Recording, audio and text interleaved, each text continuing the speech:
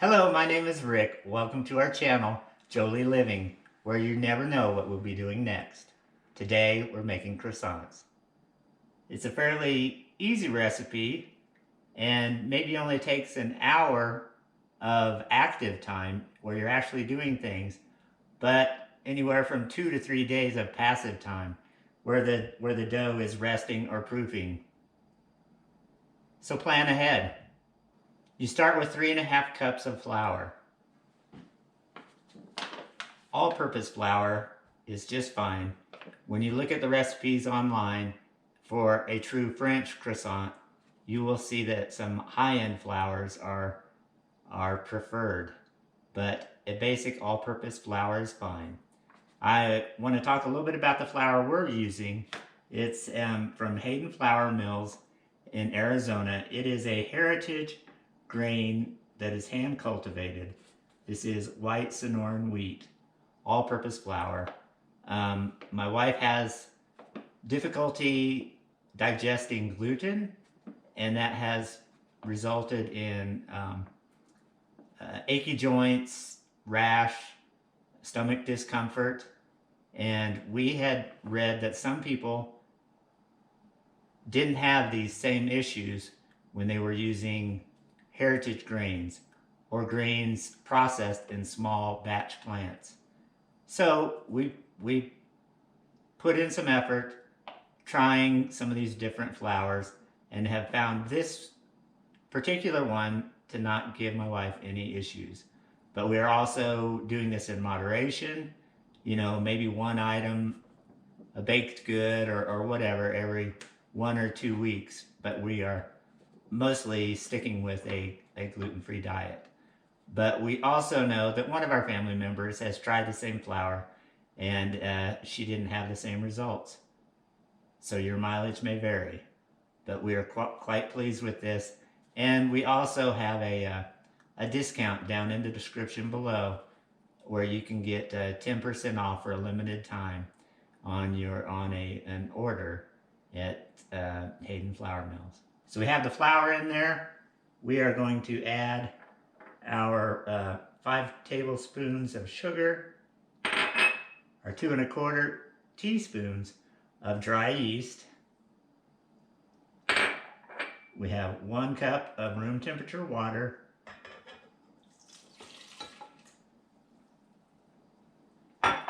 and a ½ cup of milk.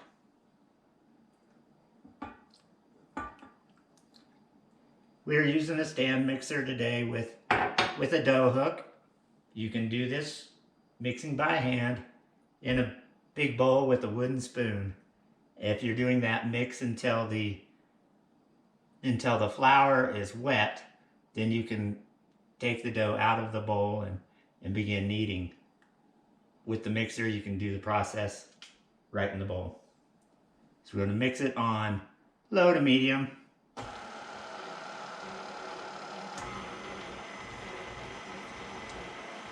You kind of just mix it until the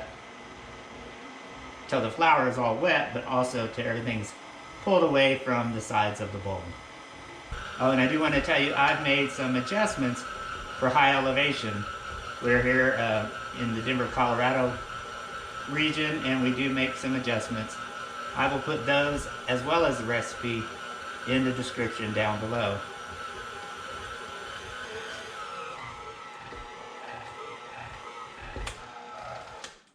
All right, looks like we have a nice dough. We are actually going to let it set for 20 minutes to let the flour hydrate from all the liquids we put in there before we add the salt and the butter. The salt, which it is hygroscopic and takes moisture away. So we want to give the flour a chance to hydrate before adding the salt and the butter. All right, now that we've let the dough set for about 20 minutes to allow the flour to hydrate, we're going to add the rest of the ingredients. We have 1¼ teaspoon of salt and 2 tablespoons of butter.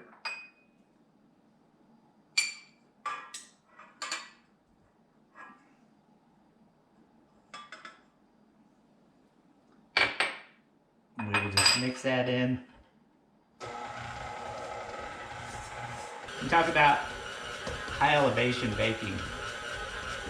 So the problem with it is you have less air pressure. Things tend to rise quicker before the baked good can develop structure and maintain that risen shape. So you reduce the leavening and add liquid to give, well, reduce leavening just so that it rises slower, and then increasing water gives you a little more time baking so that the structure can develop. All right, looks like we're finally there.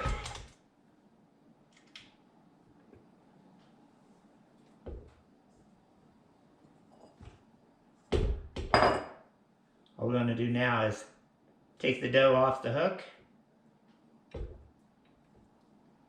and place it in a bowl.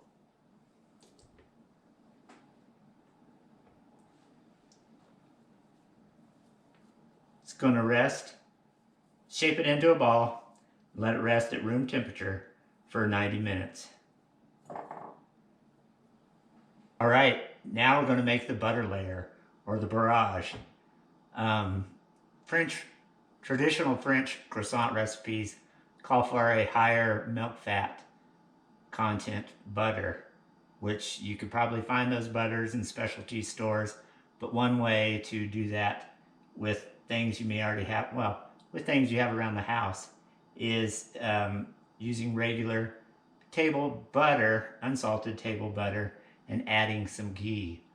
Adding the ghee is a way to get up to a higher fat content.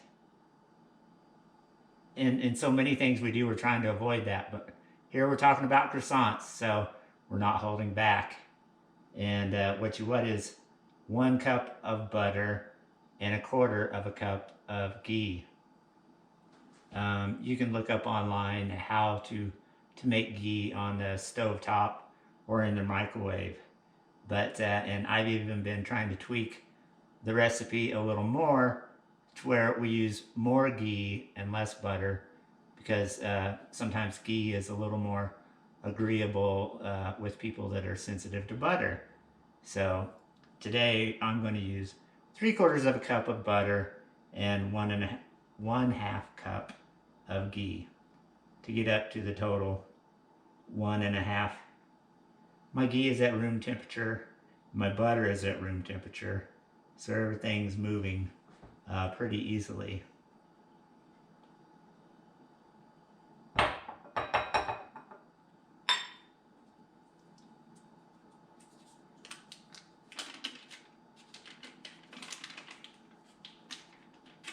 And whatever you do, avoid what I did recently, and I know how much butter there is in one stick.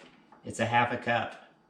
But I made the mistake, for some reason, of treating each stick as 1/4. So I basically doubled the butter.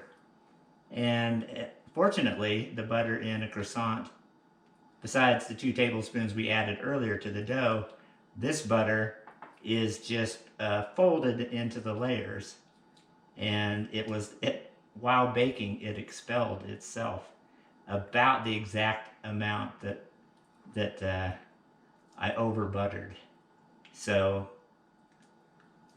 it kind of took care of itself, but it also made the bottoms of the croissants extra crispy, because they were sitting there cooking in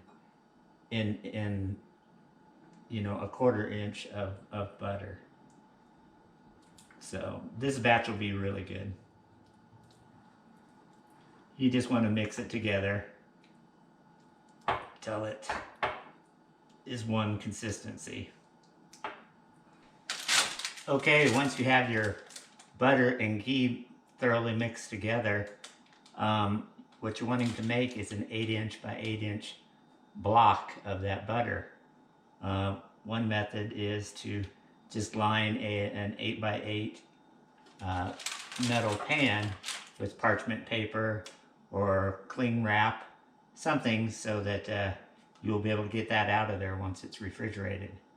Another method, you could just mark off 8-inch by 8 inches on the parchment paper flat on the countertop and fold it and contain the 8 by 8 butter. But I'm choosing to go this method now, and all we got to do is get it in there and get it to cover the whole surface area with an even thickness.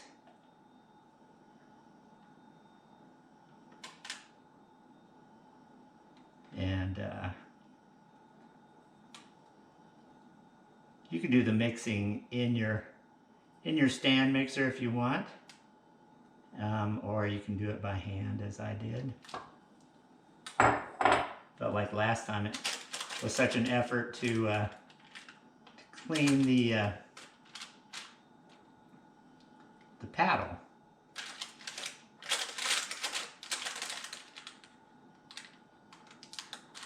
And nothing has to be too perfect here, just trying to get it flat or as even thickness as possible. Alright, we'll put that in the refrigerator until we incorporate it with the dough.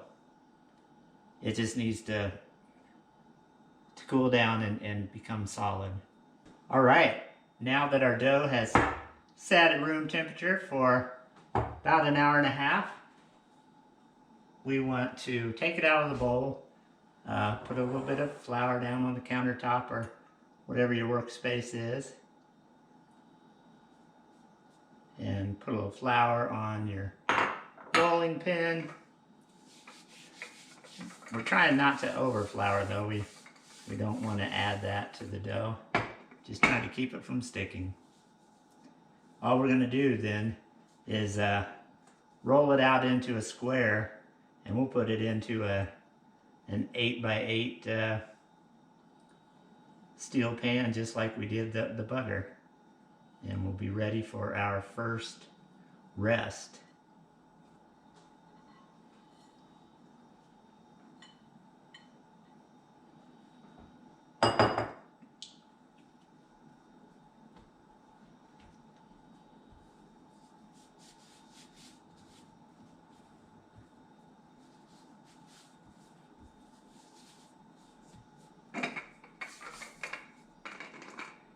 Eight by 8 is not that big, so it doesn't take much.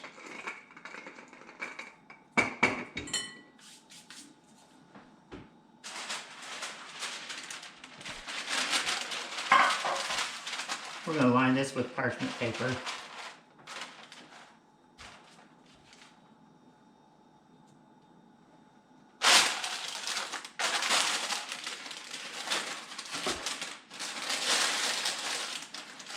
So that it's easy to get back out of the pan.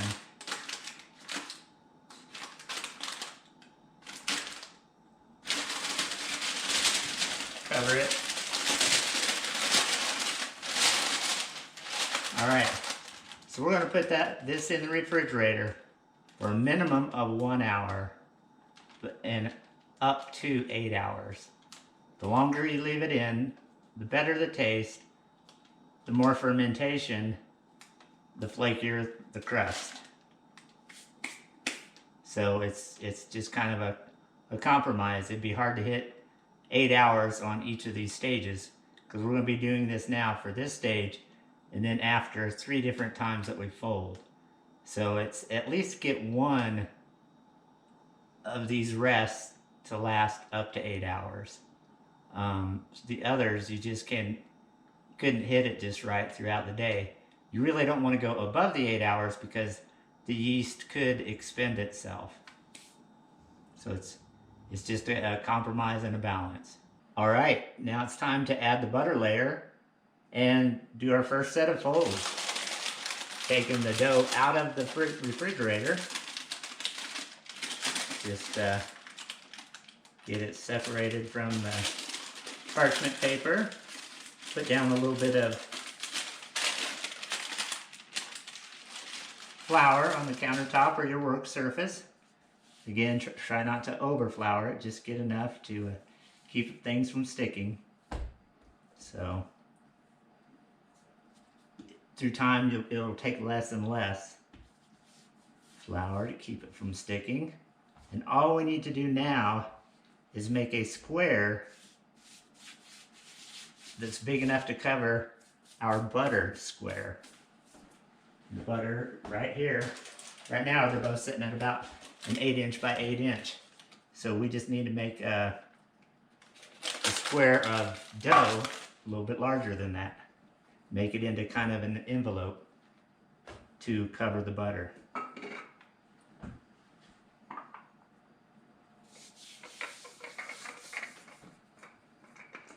Just kind of roll from the center and rotate it 90 degrees. It's really, we'll size it up here in a minute. It's not very far that we have to go. And trying to keep an equal thickness. I think one more.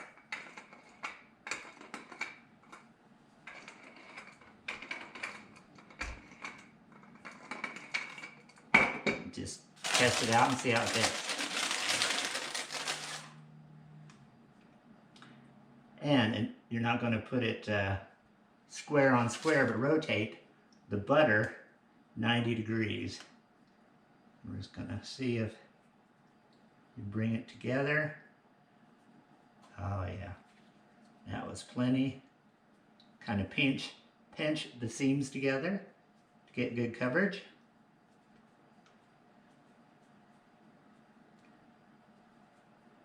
There we go.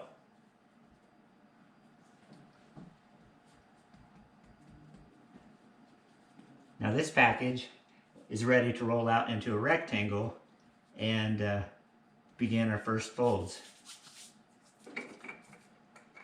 You want to start out in the center and start out really slow. The butter's cold, and if you just put a lot of pressure on it, it'll just break up everywhere.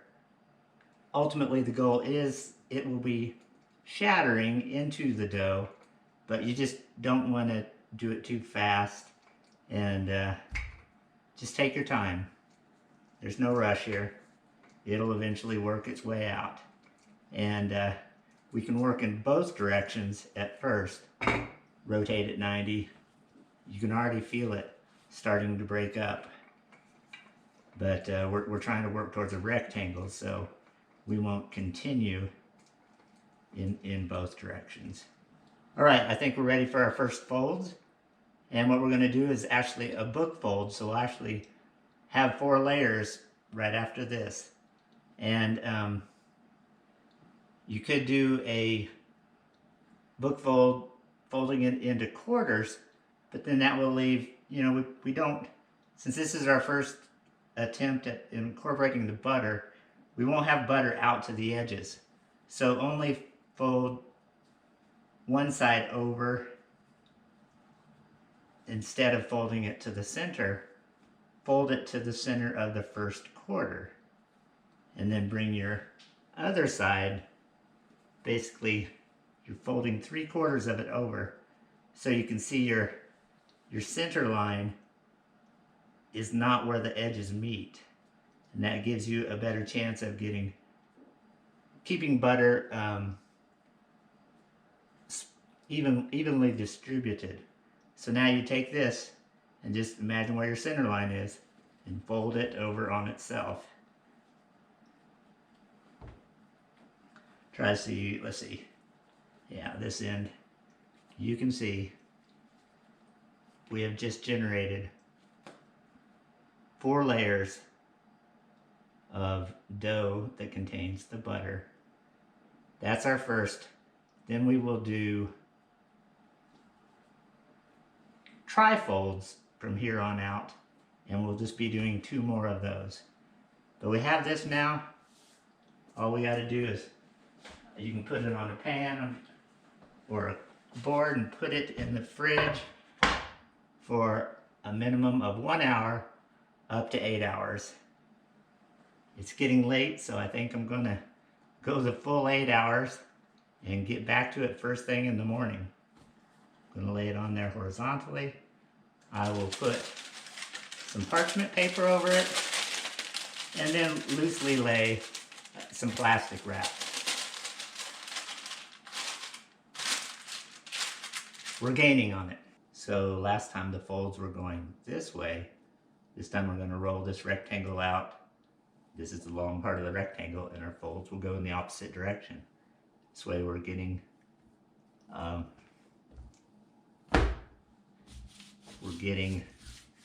the butter spread in all directions.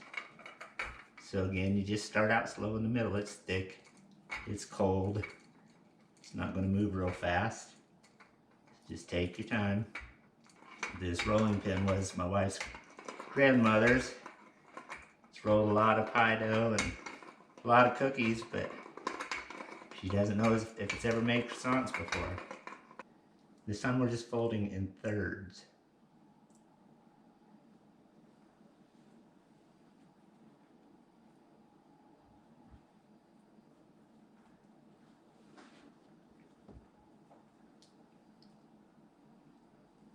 Just like that. Got a little bit of dryness here on the edge. I'm gonna be sure it's tucked in.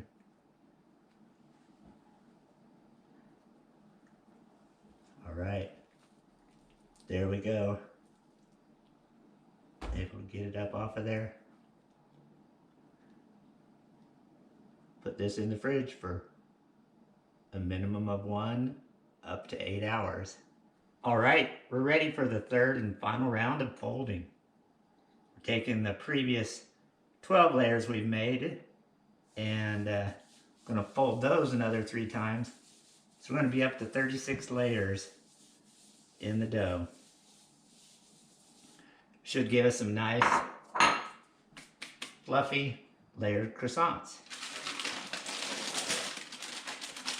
Got the dough out of the refrigerator.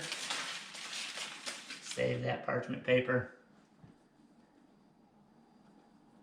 Put that side down. And again, take it slow at first so you don't just break things out. That's a lot of flour. And if you recall, our layers were folded that way previously. So now we're going to do the opposite. So we're going to make this rectangle, make it longer, a little wider, and then fold that into thirds. So you're always folding 90 degrees off of what you previously did. That just helps get the butter spread out in all directions.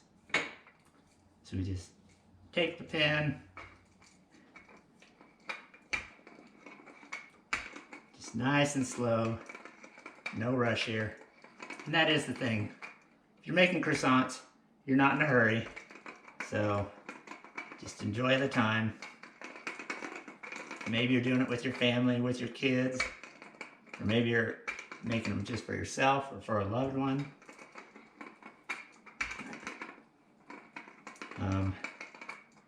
My wife asked me, you know, why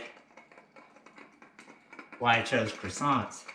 I think they were something new and seemed to be quite challenging, so I wanted to give it a shot. First try turned out pretty good. Second try even better.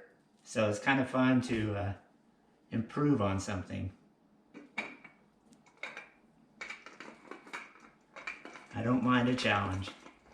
It's kind of funny how recently I've been doing more in the kitchen, more than I used to. I've always considered myself the sous chef.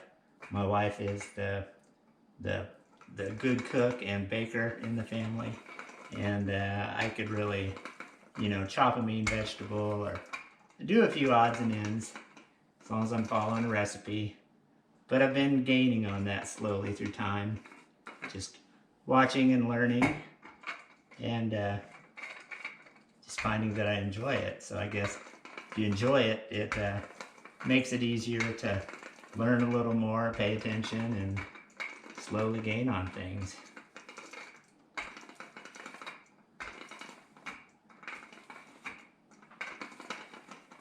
And I think probably growing up, a lot of us enjoy making cookies with our family. It's where it kind of starts. Maybe, you know, helping out making cookies. Then you end up making your own cookies. We have nieces and nephews who we've enjoyed watching them take up baking and cooking habits of their parents and really start to grow and shine. It's all lifelong skills that come in handy. When the croissant is baking in the oven, the butter creates little gas pockets, and those pockets are the fluffy, airy parts of the croissant that you see when you break it open. All right, we're ready to fold this into thirds, and this will be our final folding.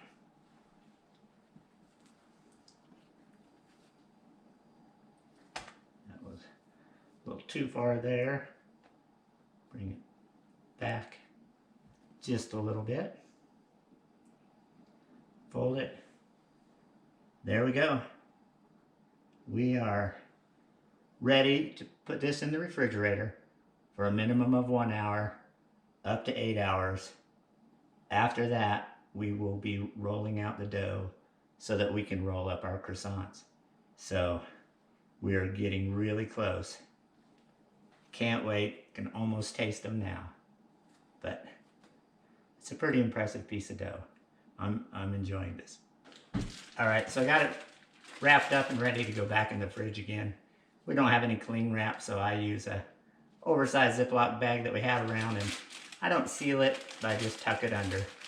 And one of the points I was trying to get across earlier is that if I can do this, anybody can do it. All it takes is a little bit of patience and an ability to enjoy just trying new things. But no matter what, I'm pretty sure you'll end up with something you enjoy eating, and then you can just keep improving on it.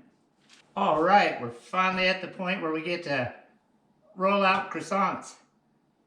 The dough is out of the refrigerator, and we're going to take it and cut it in half just so it'll be more manageable. And I guess I haven't said it yet, but this makes 2 dozen smallish sized croissants.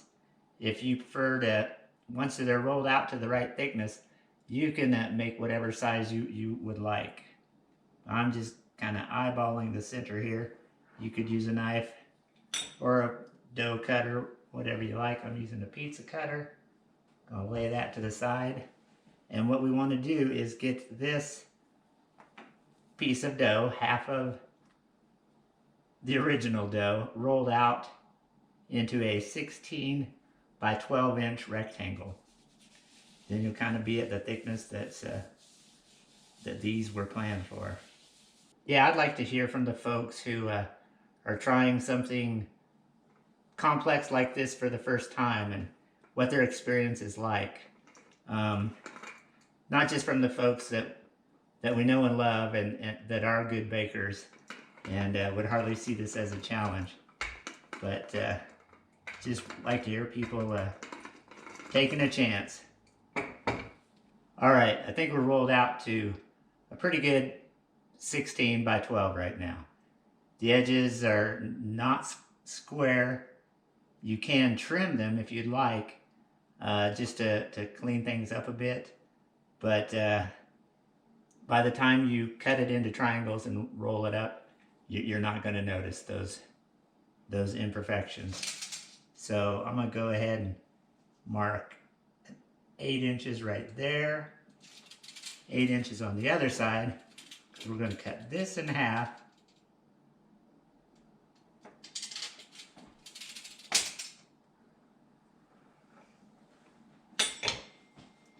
Once we cut that in half, we're going to then cut this into thirds, and those thirds will be cut into triangles.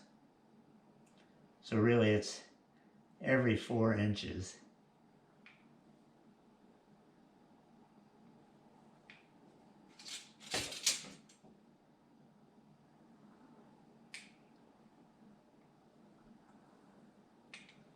So you take these rectangles and then just cut them diagonally to make your triangles.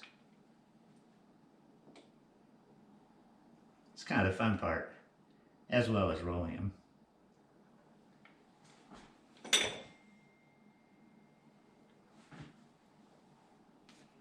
So to roll them, you can see I got a funny corner here, but I can pull it out a bit and we're getting some symmetry there. So kind of just loosely get it started. And then once you do have it started, pick up on the pointed end and give a little tug just to stretch it out a bit, and then just roll it naturally, no extra force. And then at the end you want to be sure you keep the point on the bottom so that gravity holds it down. There's our first one for the pan. And these are our plain ones. We will do half of them plain. The other half we will put some chocolate chips in there to basically create a pan au chocolat, which the only real difference would be the shape. A pan au chocolat, you would just roll up the rectangle. So again, just lightly roll it to get it started, then grab the tip, give it just a light stretch, and just roll it up.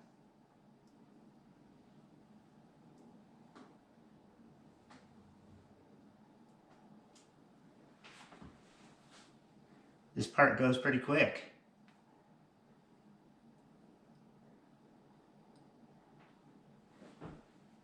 As I was saying, we got our first COVID vaccination today, and we are both very excited and happy to have had that opportunity, been able to participate in that.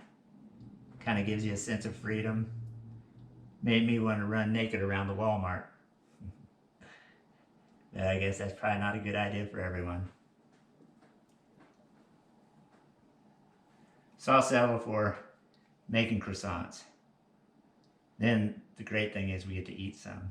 Then for these, we are going to fill these with some good semi-sweet baking chocolate chips.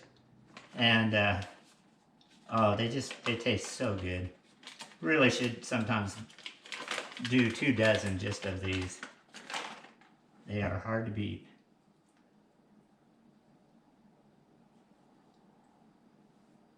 So stretch this puppy out a little bit here, and it's just a small amount of chocolate chips, whatever you think you can keep in there as you start to roll. So just try to keep them from coming out the side. Get that roll started, and go ahead and pull on the point and roll it up.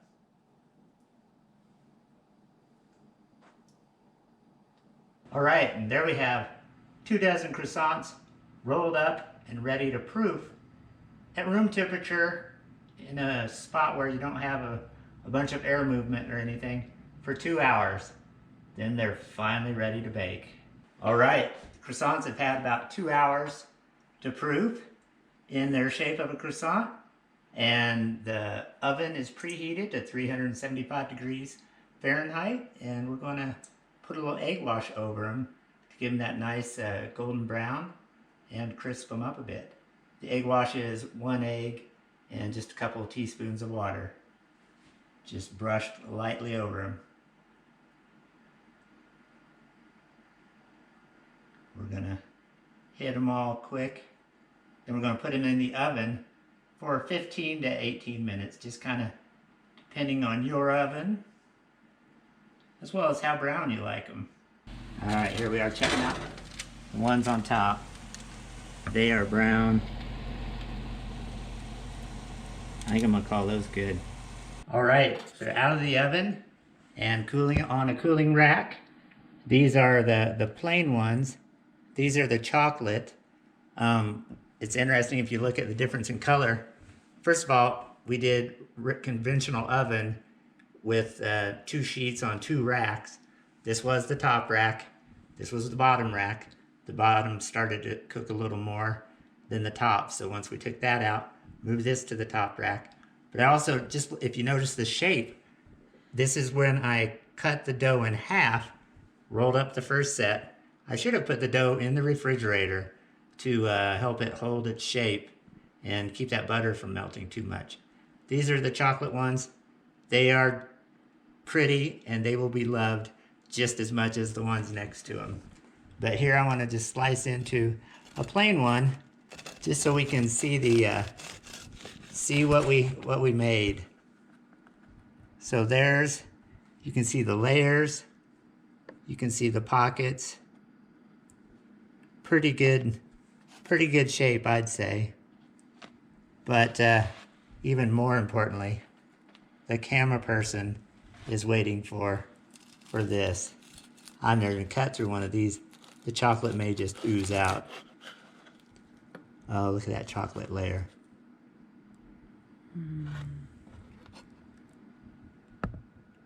Chocolatey goodness. Well, I guess I should take a bite and we'll just see. So flaky. That's just delicious. It'll be really hard to just eat one of those with our tea here in a little bit. But I want to thank you for joining us. If you liked anything you saw here, please subscribe to the channel, click on the like button, and click on the notification bell if you'd like to see when our next video is coming out. You can also follow us on Facebook and Instagram.